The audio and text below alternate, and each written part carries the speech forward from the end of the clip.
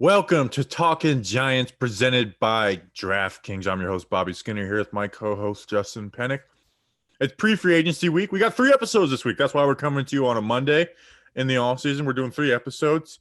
We're gonna do some mailbag questions. This is actually gonna be our last mailbag voicemail episode, Justin, until post-draft. Because we start ramping up. And then the main reason we're doing 3 this week, though, is we want to do our Friday real free agency preview. And then Gettleman and Judge are speaking on Tuesday. And we wouldn't want to wait 3 days after that to record an episode. So we're putting that out on Wednesday. So Monday, Wednesday, Friday this week. Justin, how are you? Bobby Skinner, we had a big week last week, just when we thought that, we'll have a slow week, talking Giants, we're starting to ramp up for the draft a little bit, definitely ramping up for free agency. No, we dropped 2 player interviews. So big week for us last week, bigger week this week, because it's us, it's our voices. We're right here. We're bringing you everything. Excited for this episode. I feel like there's going to be some good convos in this episode. It's kind of, we're building up to talking about free agency, and we're kind of still waiting for all of the cap numbers to be decided.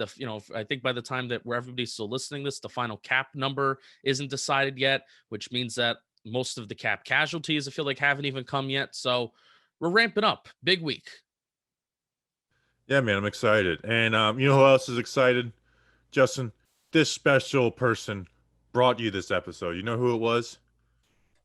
One of our Michael favorite people in the world. Michael Roberts. And that's kind of like, if your last name is Roberts, you got to go something with a little different than Michael. You know what I mean? How do you feel about people with 2 first names I'm fine as with first it, name, last name? but I don't know. Anyways, who is Michael Roberts, Justin? Well, Michael Roberts, alone by himself on his own, very tough thing to do. Went to patreon.com/talking giants, and he put in his credit card information for $2 a month, and he supports us, and he gets to watch the shows live now. And he is entered into a raffle 2 times a month where you can win a free Talking Giant shirt. Bobby, right after this stream and right after we record this episode, we're going to be doing that. We're going to be giving away a free shirt. I know. I'm excited. And you get a magnet, stickers, whatever Bobby wants to send you. Patreon.com/talking giants. All right, Justin. So we're gonna get into the mailbag and voicemail in a second, but we didn't get any questions about this, and I wanted to talk about it because Jason LaConforta did report that the Giants were shopping Kevin Zeitler, and it just got me frustrated because it's the Kevin Zeitler situation right now. To me, it seems like a lose-lose for the Giants. You know what I mean? It's like we need that space, but you also don't want to get rid of Kevin Zeitler at this point of Gettleman's tenure. And I really was frustrated. I was like, I think this is what I'm the most frustrated with Dave Gettleman at this point is the offensive line, because he said he's going to come in and fix it. And I get we can look at individual things, but as a whole, we're going into year 4, and it's a huge question mark. And we're talking about, you'll get in this episode, there's talks about, investing important, draft pieces into that spot. Now it could get fixed in a hurry. Like this season, we could, by week 4 be like, oh my gosh, this offensive line has arrived. But right now I'm pretty frustrated. Yeah, why do I feel like the Leonard Williams situation is a lose-lose situation in a way? There's a lot more likely scenarios where the Giants can lose that situation and lose giving him a big contract rather than win. Same thing with Kevin Zeitler. It's a lose-lose situation. Even further down the line, you almost feel like paying Saquon Barkley is a lose-lose conversation. There's a lot of moves that Dave Gettleman has made where it's like, you know what? We like this player. We like what they're doing. But when it comes to their futures with the team, we're talking about lose-lose scenarios. And that's not necessarily a recipe for success. Bobby, we've been preparing for life without him this entire offseason. And I'm still preparing for life without him, but I guess now thinking about the line, thinking about what's available to the Giants free agency wise in terms of their cap space, thinking about what's available to them in the NFL draft, and thinking about the lack of draft capital they have this time around, you've come to appreciate Kevin Zeitler more, where you certainly want him on the team in some way, shape, or form, but I think we're still at the point where we're accepting that he will not be on the team. Well, I hope they can figure out some type of structure, but that also doesn't feel great either, because Zeitler's play deteriorated in 2020. Yep. You know, like in 2019, you were hard pressed to find a bad rep from Kevin Zeitler. In 2020, he had bad games. There was a couple. San Francisco was a bad game. Pittsburgh was a really bad game. Arizona was bad. And part of that is Cam Fleming would kind of screw him at times, but Mike Remmers, who I think is better than Fleming, wasn't the best right tackle in the world. So I mean, it went from not having a bad rep to it's like, oh man, this is is he going to deteriorate? So I just, you don't want to make this offensive line worse, but it's like the solution to it isn't great either. It's like, what do we Will Hernandez? What's up with that? They flat out benched him, even though I do like Will. Hasn't lived up to his draft stock, but I do like him. Shane Lemieux is will he make a jump forward?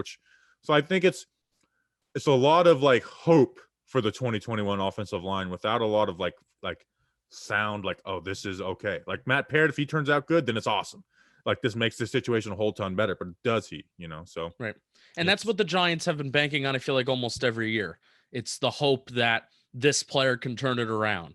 It's the hope that this player can, take a step up. And for the players at which we've talked about, right, I'd say maybe besides Leonard Williams, but Leonard Williams isn't a young player, who was on in the middle of his rookie contract. He was towards the latter end of his rookie contract, right?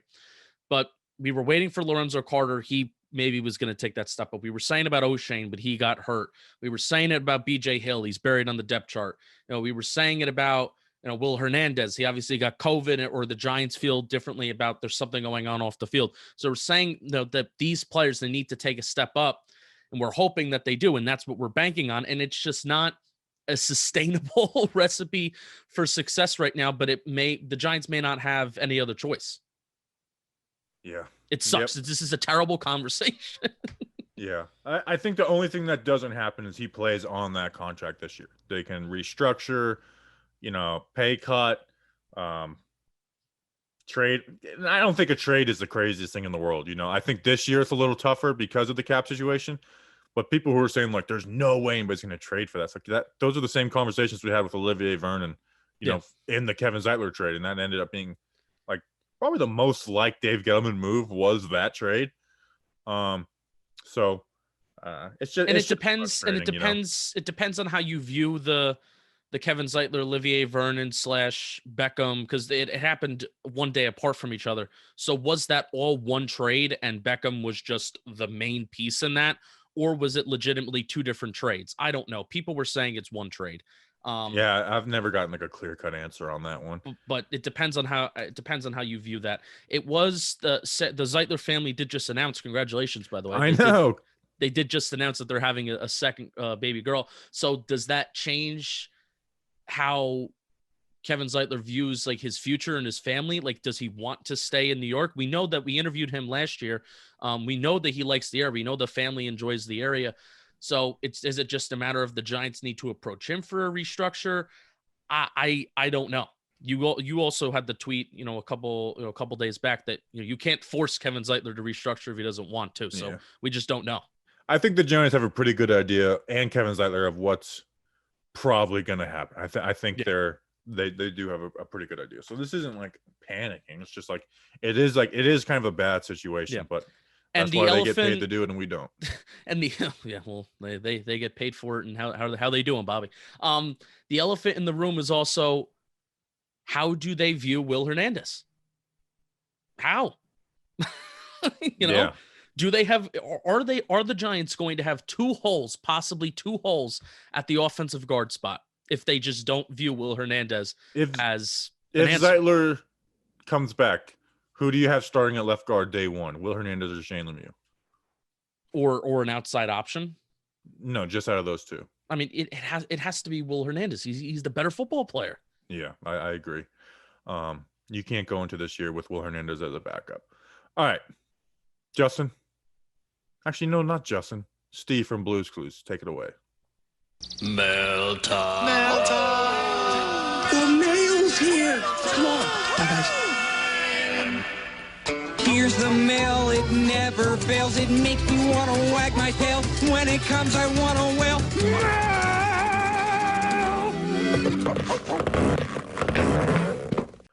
All right. Thanks, Steve from Blues Clues. Justin, let's get into the mail. First up, we have a voicemail from Sam. Yo, what up, Bobby and Justin? I'm just chilling here, right here in my house. And I'm Sam. I'm calling from New Jersey. So yeah, my question is, what exactly is Dave Gettleman doing? I feel like nothing has happened. The entire league seems to be doing stuff, restructuring contracts, cutting players. But he just hasn't done much. So what exactly is happening? Thanks. And also, coming back to the world. I almost put the thing away for that. Man, I was going to get so mad at you. He said, and also talking Giants versus world. What exactly is happening? Thanks. And also, talking Giants versus the world. Okay. All right. So, that's what I will say on this. Let me turn my volume down now. Yeah, you just yelled. Is they know what they're gonna. It's not like the Giants are like they're still probably working some things out and stuff, but the Giants know if they're gonna tag Leonard Williams at this point. You know, they know what their number is for certain guys. Like I don't like just because they haven't done it. You don't win anything for doing things early. Like they got rid of Tate and Mayo because those probably were like there's no market for these guys. There's nothing. We've exhausted everything with this. Let's do this instead of doing it all at once too. They probably don't want to do. But the fact that like they haven't gotten their stuff done now like has no issue with me. Like they haven't done anything on Nate Solder. There's so many things they have to do but I'm also like, if you do it 5 minutes before the deadline, I could care less. We also just don't know what the cap is going to look like. And Dave Gettleman said during the press conferences, which I really hope by the time they speak on Tuesday, I mean, it's unlikely, right? Because I have a feeling the NFL is also going to make this last minute. I hope that there's a set cap number because Dave Gettleman said during the postseason, end of season wrap-up press conference, I think he had the drop of the first weekend match. So the first weekend match. He's a big UFC fan. Yeah, the first weekend match for UFC, which this past weekend, there's a bunch of things that happened. There was like an illegal knee. I don't know. I was out in a bar in Asbury Park. I was not watching. Neither here nor there. I hope the cap number's decided so we can maybe get a little bit more out of Gettleman, because usually you can get a little bit more out of Gettleman. But if the cap number isn't decided, then it's not that they don't know what they're doing. I'm sure they have likely scenarios where if the cap is this, we're likely to do this. If the cap is that, we're likely to do that. But it is just a waiting game until that number is decided. Yeah. I can't wait to hear from Joe Judge, to be honest. I always get so excited for these pressers, and then I like finish them off, and it's like we really didn't get much from that. No. But I'm still going to get extremely excited for it. All right, next question. Next questions. Good little adding of the S there. So the first one is going to be from Hot Dog 0. How does a potential offensive lineman fit into this team at 11? Slater, Darisaw, etc. Would you guys like that for us or no? I wouldn't hate it, but at this point, it's like get me one of the wide receivers. Here's a take I have. Now I have to watch Slater. I haven't been able to find college all 22. If I can't find any by Wednesday, I'll just use the broadcast angle. The reason I want to make sure I get the all 22 on that is because I want to do a breakdown of Slater. I don't think if Slater is not better than Sewell, whatever you say his name. Mm-hmm. I don't think any of these guys are better than the 4 from last year. Oh, well, any of them. I started to watch Christian Darisaw today because apparently there's a clip of him pushing your boy Surratt like 30 yards down the field, and I'm trying to find that game. Just the footwork. I'm a big like technician guy. And if Bobby, this is something that we talked about last year, right? Where I am more of a looking at offensive linemen. I love to see the pretty technique. That's why I had Wills as my favorite tackle last year, is I love to see the technique. I love to see the footwork. Whereas Bobby, you prioritize maybe a little bit more play strength, nastiness, in-game performance, stuff like that. So Darisaw, just the footwork and the lack of athleticism. This is just me as of watching him right now. So doesn't seem like anybody besides Sewell, or we still have to watch Slater a little bit. these guys certainly aren't the cream of the crop like it was the top 4 of last year. So I would agree with you as of right now, Bob. There's all I like, but it's just I think last year's 4 are clearly better than them. And then Sewell's like I get he has potential, but he is like very, very raw. And then people are like he's great in open space. It's like pulling and stuff, that's nice, but that is 5% of the job at tackle. Yeah. Like you're not really going to be getting out of space. I get going to linebackers, but in the NFL, it's a lot of just combo into the linebackers. It's not like you're not like out there sprinting, getting to the linebacker as fast as you can. In fact, it's a slow play a little more in the NFL because these guys play their gaps and everything so soundly. I think all 4 are better than any of them. Now, Sewell's young and he hasn't played much, so he has a lot of room to grow. But I don't think any of them are better than this year's 4. Yeah, it's also a different kind of system that they play in Oregon too. But you got to remember, how often are you left on an island? Andrew Thomas was left on an island. Those guys in the SEC, they were left on an island because that they ran very pro type systems, right? So if the Giants do find a way to go out and get a Galladay, a clear-cut number 1 wide receiver in free agency, and we're feeling all right about that, then I'm definitely entertaining tackle at 11. But rather than that, it's like if I like Slater a lot, I wouldn't be against it, but it's like with what we look at mock drafts right now, it probably wouldn't be the way I go. Yeah, and just knowing what this offense needs and knowing what worked for Jason Garrett in the past and what will work with this offense is they need an alpha that can go up and get a football down the field. I'm at a point where I don't even care about wide receiver separation. I could care less. Give me just a physical alpha that can go up and get a football, because naturally, if you're catching footballs deep down the field, you're not going to be creating separation. It's rare that you're just running wide open in the NFL. So just give me a guy that can go up and get a football. And if we can get a Galladay, then I would love to talk tackle at 11. But if we don't, I hope swing offensive tackle has figured it out in free agency. That way Parrott can come in and bounce, because you don't want to give up on Parrott either, Yeah. Like we're talking about a lot of this pre-free agency, but we do like Parrott, and research Rick pointed out, he's like, the guys that Moton and Darrell Williams in Carolina with Kevin, like those guys played less their rookie year, and we think very highly of them. So I do think Parrott is good enough to deserve a shot at it. Yeah. Where if you draft someone at 11, Parrott is basically done in your as a chance to start in your organization. I don't see him being a guy that moves the guard or anything. Yeah. So if you do that, then you're basically giving up on Parrott, which isn't the worst thing in the world because he is a late 3rd rounder, but I wouldn't want to do that either. Yeah. Cam Robinson, tackle from Jacksonville. He went to Alabama. So he was in Alabama in 2016. So put him at right tackle. Yeah, Cam Robinson. I'm trying to really look into the cheap options. That's what I've been investing my time in today. Okay, we have a second part of this question, which we kind of already answered. I'm sorry, Efrona. Efrona at NY Giants Talk 3.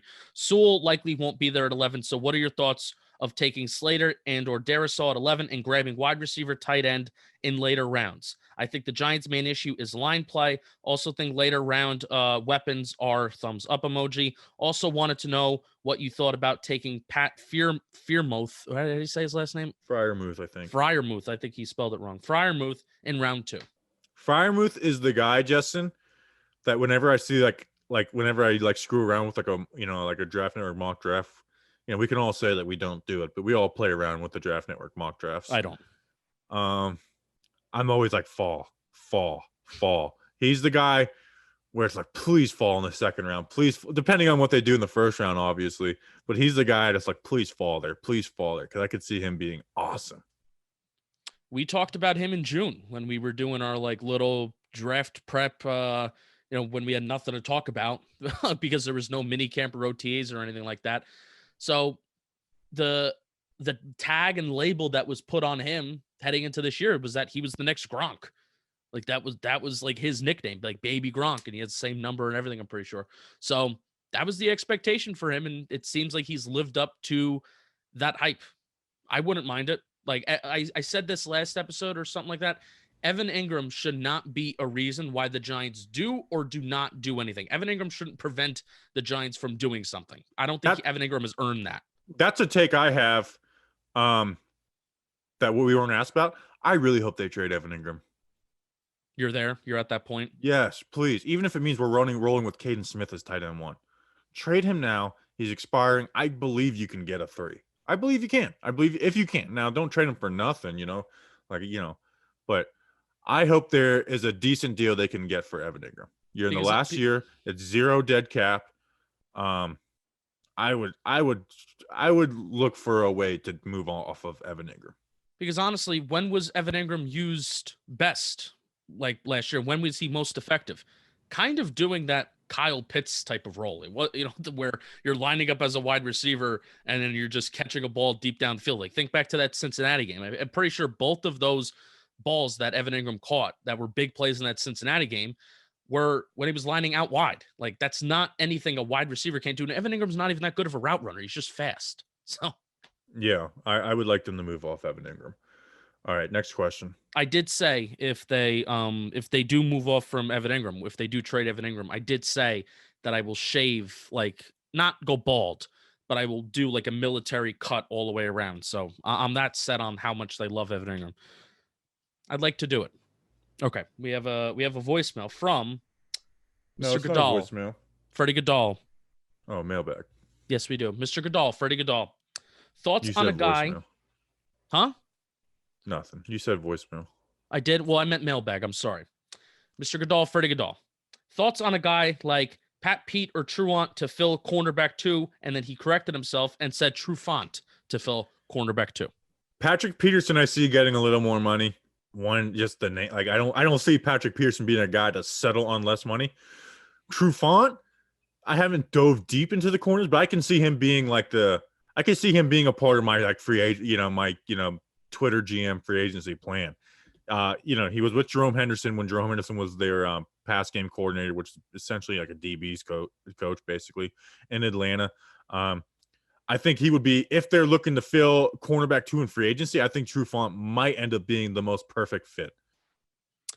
I'm liking Troy Hill out of LA. That's like my underrated. As I flipped my phone and my camera went. Look at that. Look at that. Well, Susan, hello. Well, Susan. This is what we're going with. Troy Hill out of LA for the Rams. I don't know if he has any connection to any of the Giants coaching staff, but you know what? He's a guy that I like, and he's going to be someone on the cheap.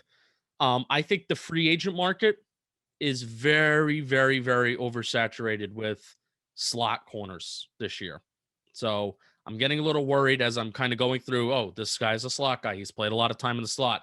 This guy's a slot guy. He played on the outside, but he had more success in the slot. I'm like, well, damn. We did get the little tidbit. We did get the little tip from Darnay Holmes that he's training for both outside and inside. I think he's playing slot. I agree. But we did get that. We did get that little tip. So I don't know what the Giants are going to do at a corner out for outside corner because the market's very oversaturated with guys that exclusively play the slot. The 2 positions I want filled going into the draft for not big contracts is cornerback and offensive tackle. Yeah. Those are the 2 like $5 million or less contracts I want filled going into the draft. So even if they don't get a wide receiver, it's like, okay, they're going to draft one or maybe draft 2, Yep. Like those are the 2 positions where I would like to have that freedom in the draft to not be thinking about them on draft day. Yeah. I mean, we've invested in James Bradbury to take care of half the field, and that investment worked out this year. Invest in him again, and you can't have the best players at every position. I'm also not worried if they roll with what they have at corner either. Like I agree. Ryan Lewis, if they give Julian Love a shot, like I have no issue with them rolling with that either. Yeah, because you're ultimately investing in James Bradbury. Like, look, you need to lock down your side of the field. You need to lock down whoever you're covering, the other team's wide receiver 1. So then the other resources, the safeties, and we can linebackers, we can shadow those guys where we're kind of weaker on the defensive side of the ball. I'm very fine with that. Yeah. All right. Next question. We have a mailbag question. I got that right. Enter name here at enter name here 33. Quick thoughts on Caleb Farley versus Patrick Surtain at pick 11, if you've looked at them at all. Also, are you guys still opposed to taking a corner in round 1? I remember Justin has PTSD from Baker/Apple. Also, what wide receivers do you guys like as targets in round 2? What was the first part before the corners? Do you like it in round 1? Caleb Farley, Patrick Surtain at pick 11. Are you guys still opposed to taking a corner in round 1? No, I like Caleb Farley a lot. I think he's pretty damn good. Not like the perfect player, but I do like Caleb Farley. Surtain, man, I get worried about him because he's in that Alabama system. It's heavy zone, so it's not like I'm like worried he wouldn't fit in. Giants had one of the highest cover 3 rates in the National Football League this year. I agree, but if I'm taking a corner at 11, I want him someone where I'm putting his ass in man cover. Like, that's true. I want him to give our defense more flexibility, not just fit in with our defense. Right. But that's also a counter. I think we're also arguing as to why it doesn't make sense for the Giants to take a corner, because you already have James Bradbury here doing that kind of lockdown job. So would it not be a little redundant to take another lockdown corner at 11 who can handle his own business? No, because it makes you able to blitz more and play more man coverage and stuff like that. So I like Caleb Farley. I don't know if Surtain, if I would go him. J.C. Horn, I like him, but I worry about him in the NFL, man. I've never seen a dude be so grabby in my life. It's like he commits a penalty on every play. It's almost like his mindset is like, I am going to commit a penalty every play and call it, because I'm going to do it all game long. So are you going to call a penalty to me on every play, ref? I mean, it's on every play when he's in press man coverage, he commits a penalty every time. I've never seen a guy, and I like the physical traits and the mindset and stuff, but I don't know how he's going to translate to the NFL. I kind of like it. I almost like it a little more, but when watching him, it's like that. Every play is a penalty for J.C. Horn almost. That was a knock on Apple coming out of school. I mean, I'm intrigued by him. I like him, but he worries me, man. The way it's just like, boy, man, like you every play. I've never seen a corner grab like he in my life. So I laid out a reason why it's kind of redundant to take a cornerback, which that's what enter name here. That's what he was asking. I'm still opposed to it because, I mean, I kind of think when you play zone correctly, you don't play zone like a dumbass like James Betcher, where you're lining up 10 yards away from the wide receivers on 3rd and 3. If you play zone correctly, I think it kind of works, in the NFL. So, because basically what you're making quarterbacks, make decisions for themselves. And there's not a lot of quarterbacks in the NFL that can really read well like that, especially if you're disguising looks pre-snap, which Patrick Graham can do. Okay. So I'd like Farley though. You like Farley. I like Surtain a little bit better as of right now, yet I haven't done a ton of research. So I do have PTSD because we put so much expectations on draft picks from day one, especially our first round draft picks. True. We put so much expectations on these guys. And I mean, let's be real. The expectations that we put on guys as in New York for the New York Football Giants, it is different than the expectations that are put on the first round pick for the Arizona Cardinals, the first round draft pick that's for the Houston Texans. It's just flat out different. And when you take a cornerback in the first round and they inevitably struggle, right? Jeff Okudah was one of the most proven talents like ever taken at corner from Ohio State, right? He was more pro ready. He struggled his first year. These corners, they just struggled their first years because it's such a different game. So I feel like at least as fans and the fan mindset of how we view a player, if a cornerback is bad in year 1, we already give up on him, when that is not a realistic thing to do, especially for cornerbacks in the NFL. Forget bad in year 1. Justin, Andrew Thomas was bad in the first half of the season, was awesome in the second half, and people still hate it. Yeah. So I agree. But also you can't not draft somebody because people from New York are a-holes a lot of the time. Well, no, I mean, that's not that. I guess that was that really my point. I didn't necessarily want it to be, but it was just like the expectations that you put on a player to perform. And if they don't deliver that performance, they're viewed as a failure. And it's all within this time frame, because you look at it in the NFL with quarterbacks too.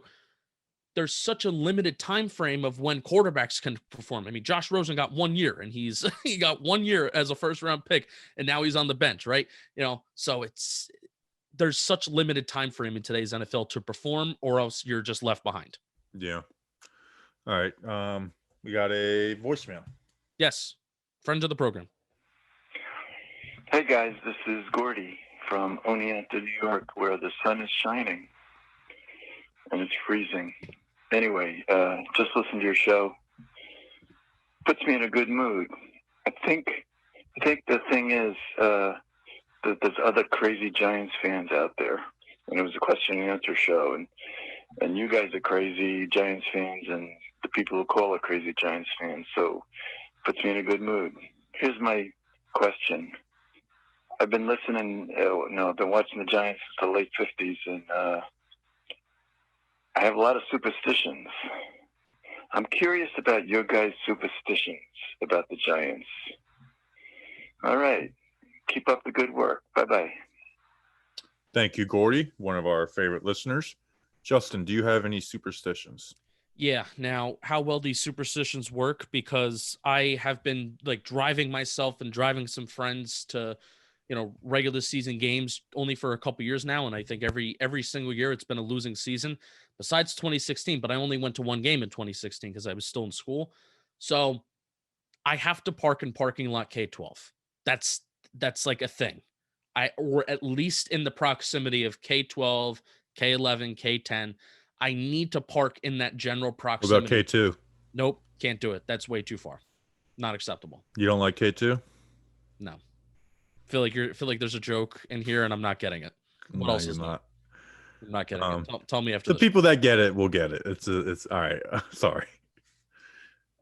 Now I'm thinking about it. If he doesn't automatically hit you, you're never gonna know it. No, I'm never gonna know.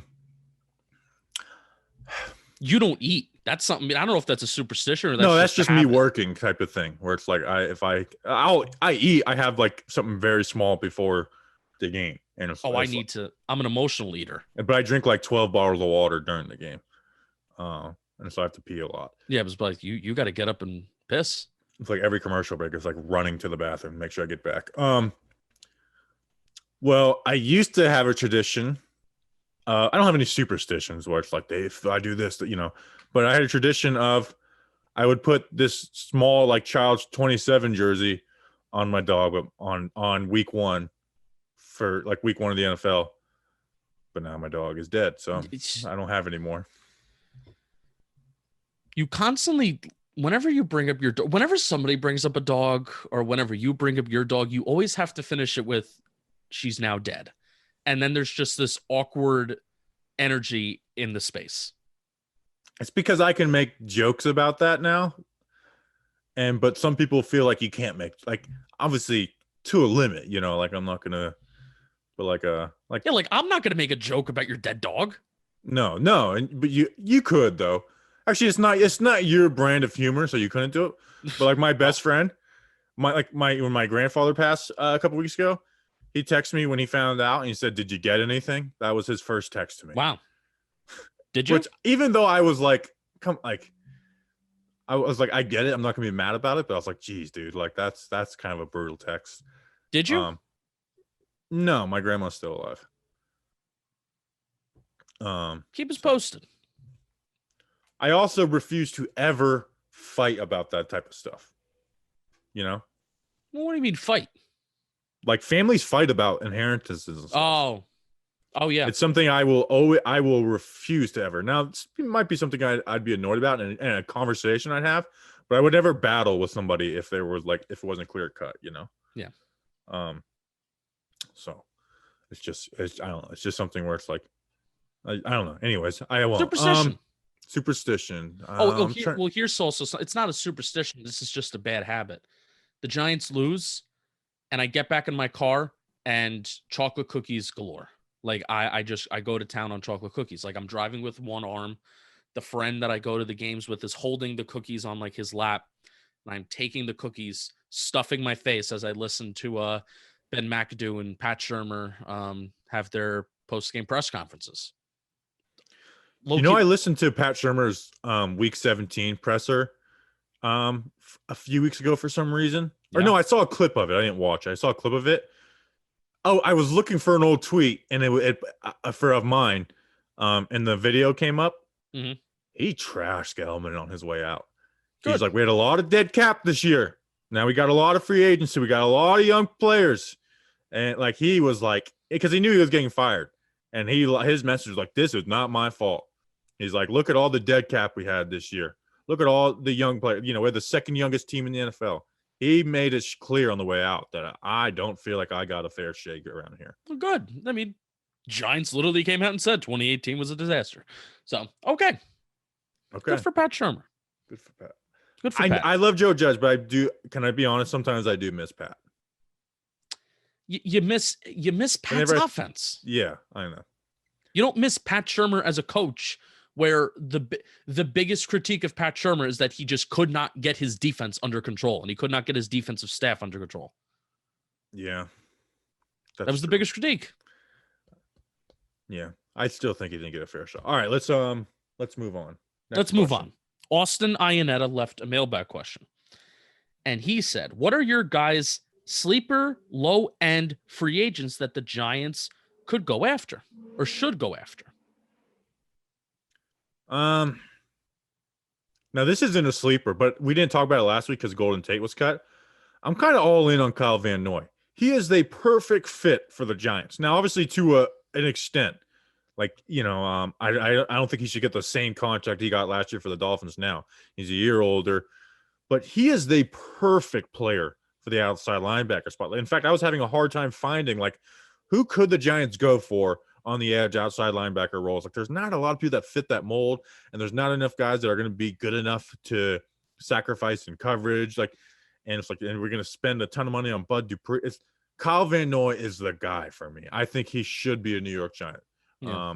If he, you know, what $8 million a year, like that sounds about good, right? Is he a sleeper though? I don't think he's a sleeper. No, he's not. I just wanted to get that off my chest. Oh, okay. Sleepers, Nelson Aguilar is one.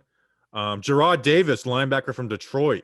He could come in really cheap, man, and he was a first-round pick. He's athletic. I've seen it. Like, you put him in a good defense, put him in that, you know, that inside linebacker number 2 spot, he could thrive. Obviously, it's not a need because, you know, we have Crowder, so it'd have to be cheap. But sleeper picks, I guess Nelson Aguilar, Gerard Davis, and you know, there's some depth spots, but nothing like this is my sleeper. Go out and get him for cheap guy. Yeah, I mentioned Troy Hill before. I'm liking him from LA. I'm rewatching the game where the Giants played. Rewatching the game where the Giants played the Rams earlier in the season. He did get the majority of his snaps from the slot, but I'm watching, like I said, I'm watching this Giants game, and he played most of his snaps outside. So I will report back with more. And will he be a part of my free agency plan? Stay tuned. A guy that will like 100% be a part of my free agency plan. And Bobby, when you posted about Nelson Aguilar and when you had, you know, you put out your free agent wide receiver options video, somebody said, this might've been Research Rick, correct me if I'm wrong. Somebody said the challenge is to find this year's Nelson Aguilar. Because Dan Duggan quote tweeted it saying it was Dan Duggan. Dan Duggan. So I give Research Rick credit for everything. But Dan Duggan quote tweeted that, and he said, you know, the challenge for the Giants is to find this year's Nelson Aguilar. I legitimately do think this year's Nelson Aguilar very much can be Brashad Perriman. Here's where I push back on a little bit. Brashad Perriman has been this year's Nelson Aguilar for like 3-4 years now. But only 1 year with Freddie Kitchens. And he's a big play machine. He runs like a 4.2. He averages 16.5 yards per catch in his career, but I'm pretty sure the yards per catch when he was in 2018, when he was with Cleveland, was like over 20. He has that physicality. He's 6'2". He's like 215. His yak numbers in terms of his expected yards after the catch and his actual yards after the catch, it's like +1. So he's clearly doing a good job in space breaking tackles. You know, the challenge is to, again, you know, Nelson Aguilar is going to get money, Bobby. Nelson Aguilar is going to get a little bit of money. And the challenge for the Giants is, and then, you know, feel like this week and Warren Sharp is really leading this charge, and a lot of people are seeing it. A lot of people are following it, where teams that are winning the Super Bowls, you know, teams that are winning in the playoffs and they're making the playoffs and they're having consistent success year in and year out. And this is nothing new, by the way, you know, you win through the draft, but we're seeing it. We're seeing it with our own eyes, where they're not spending big in free agency. They're not. They're, if anything, they're spending like below average in the bottom quarter, bottom tier in the National Football League in free agency each year. And these teams, they're building within the draft and they draft well, and then they have these cheap rookie contracts, and that's how those guys thrive. So the challenge for the Giants is to find that next guy that can really overexceed his production and not just be, hey, we're going to sign Cam Fleming for a cheap deal. We're going to sign Kyler Fackrell for a cheap deal. We're going to sign this guy for a cheap deal. And then all that they do is be average. We need to find that guy that is going to get signed for a cheap deal and perform at an above average rate. Let's do it. Perriman's the guy. Has the Freddie Kitchens connection. I like it. I would be fine with it. My thing, I just worry it's like Perriman's never really put it together. It's like, is he going to put it together with us? Right. Well, here's the thing, Bobby. If he did put it together, he would be Corey Davis, and we would have to pay Corey Davis all that. We would have to pay that money. So here's also my take, and we were talking about this before the show. I would legitimately rather sign Rashad Perriman and not have a lot of expectations for him, right? And if he overexceeds the expectations, great. Like, this is a great signing. We're really smart. Versus overpaying for Corey Davis. We'll see. Whoever it is has to unlock Slayton. I really do think whoever they get in is going to help so much. I really do think adding one guy is going to help so much if he can get downfield and be that big play guy. Right. And why you go after the, and this is the second part. A lot of people are, I'm sure, listening to this. Oh, well, are you investing in Perriman? Just because this is a guy that you like and maybe a guy that you think can do it. No, this is not me saying invest in Perriman. This is me saying the Giants shouldn't be going out there spending a shit ton in free agency when they should be relying on the draft and their draft picks to garner that value for your football team. And that is where you go and you get your wide receiver. That is where you go and you get your Kyle Pitts. It's where you go and you get your playmaker in the draft so he can be that sustainable piece of success for the next 5 years. Or how about we take a chance on BJ Hill and we let Leonard Williams walk? I'm not about that. I had to get a dig in there. All right. I'll tell you what, we are, as we approach free agency, we got no clue what the Giants are doing. No. And I've got no clue how they are going to approach things. Like, it's, I don't know. I guess, did we really have a clue last year? I don't know. It's like, we knew they had to get a corner. Yeah, I was just about to say that. Yeah. That was basically it. We knew we needed a corner. We knew we needed an interior linebacker. Yeah. I wanted Sean Lee. How about that? People didn't like that, but I was like, actually, it would have been a smart deal. But I don't think hindsight, obviously that doesn't prevent you from drafting Tay Crowder, but hindsight, that wouldn't have been bad because then Devontae Downs and David Mayo don't play like for the first 3-4 weeks. Yeah, and I think him and Connolly, I thought him and Connolly are very similar type players. Oh wow! So it would have been a good way to ease Connolly back in, but Connolly's a bum, and we should hate him with a passion. All right, next. Just because Dave Gettleman, a guy with a really good track record, caught him. Might have been Judge. My apologies. All right, Mr. Brownstone. Who on the current roster do you think is most likely to get arrested this offseason and why? Talking Giants versus the world. I have an underrated one. Now, Darius Slayton. But it won't be like a felony. Here's what I could see it being. Pissing in the woods. Darius Slayton doing 120 and a 75. And it's above that threshold where you get arrested for it. Because Slayton likes cars, and people who like cars like to go fast. Like Jedrick Wills and the other dude got in trouble for that. Mm-hmm. People was like, but it's also something where if it happened, I wouldn't be mad at Darius Slayton at all. Everybody likes to go fast every once in a while. Now you could push it, much past the limit. But if Darius Slayton gets arrested for, doing 120 and 75, we'll talk about it. But I'm not like this is an embarrassment. He should be embarrassed. It's like, it would be more like a it happens type thing. Who do I think? And then my guy that could actually be getting real trouble would be Will Hernandez. Yeah. Mm-hmm. I could see Will Hernandez being almost Friday and just beating the crap out of somebody who got mouthy. Taking the boys to strip clubs. Yeah. He was doing that. Yeah, let's not throw out his business out there, but Will Hernandez. This is not really a great question to answer because you really have to make someone look bad. I think Leonard would get in trouble for capturing like exotic animals. That's Leonard a Williams. good one. Yeah. He's in Puerto Rico right now, which spoils Giant stories later in the week a little bit. But here's a good story. My friend's little brother, they were in Costa Rica, and he put like lizards in this mason jar. Mhm. And so when they were going back through, customs in the airport, they go through his bag and they go to open it. And he's like, don't open that. And they open it. And then there's lizards just running like these lizards like running all around the airport. Don't open that. When are you at an airport?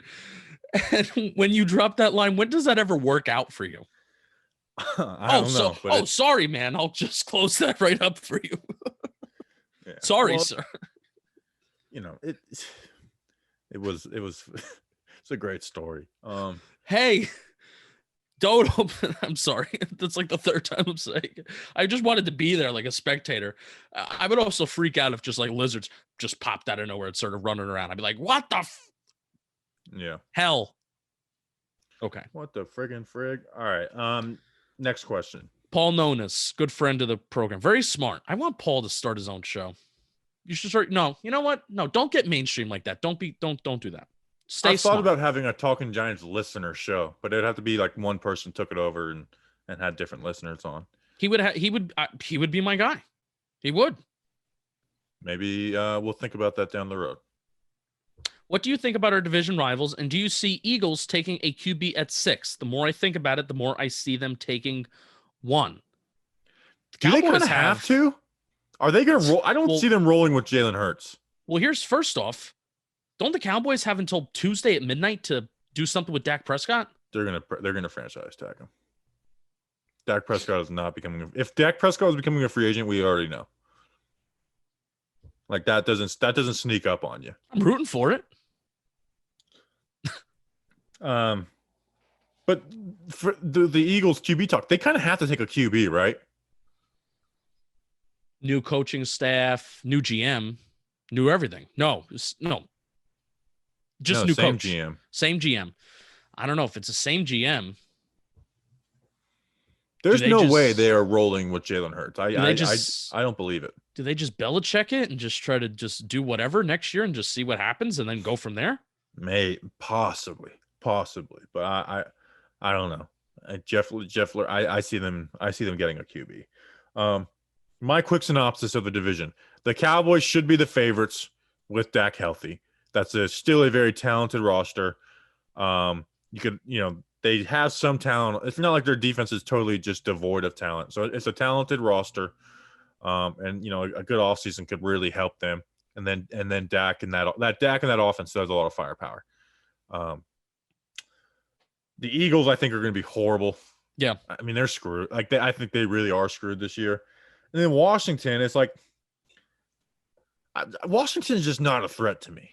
I know they won it, but I think they're just a mess. I think they're a mess. Like they're not a threat until they get a quarterback. No, they don't have a like they flat out don't have a cornerback. Who are they going to start? Like their only QB on the roster right now is Taylor Heineke and Kyle Allen, who Jabril Peppers broke his ankle.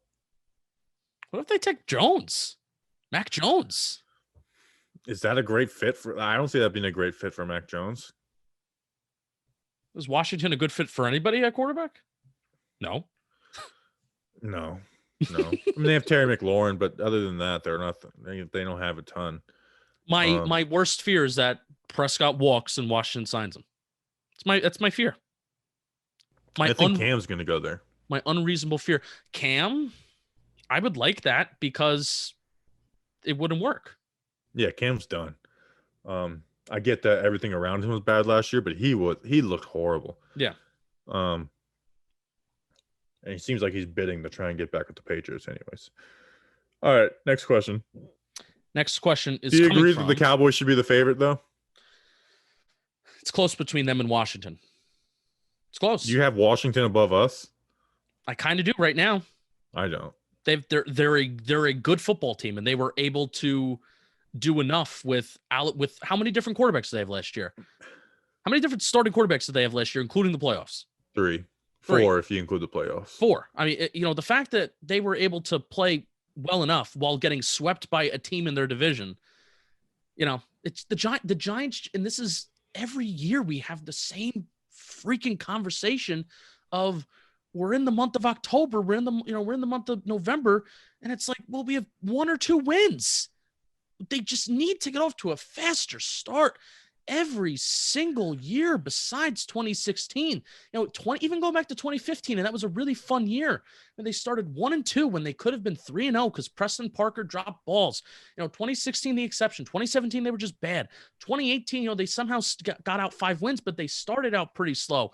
Can we look at Washington too? They suck every year too, especially in the same exact thing starting out. So I definitely feel better than Washington. The Giants give me 1 or 2 wins in the month of October, in the month of September.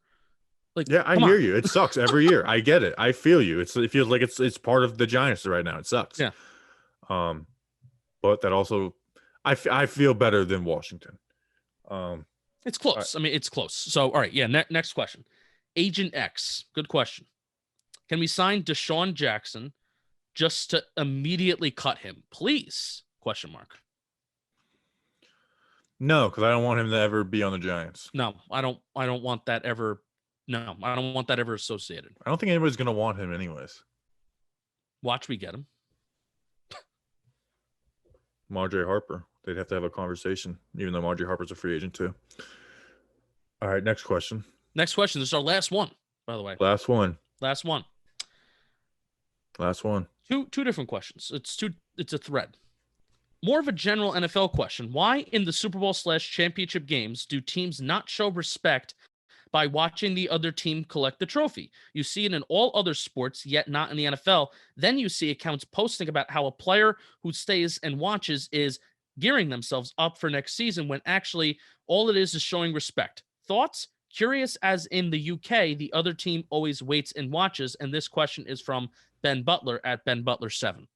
Well, the people who do, like, when there's stories of like that one person watching, it is them gearing. It's not a fake storyline. Like, I remember Dwight Howard forcing Jameer Nelson to watch the Lakers celebrate and being like, "We're gonna this should motivate us to get back here." They didn't get back. Yeah. But I don't know what's the point?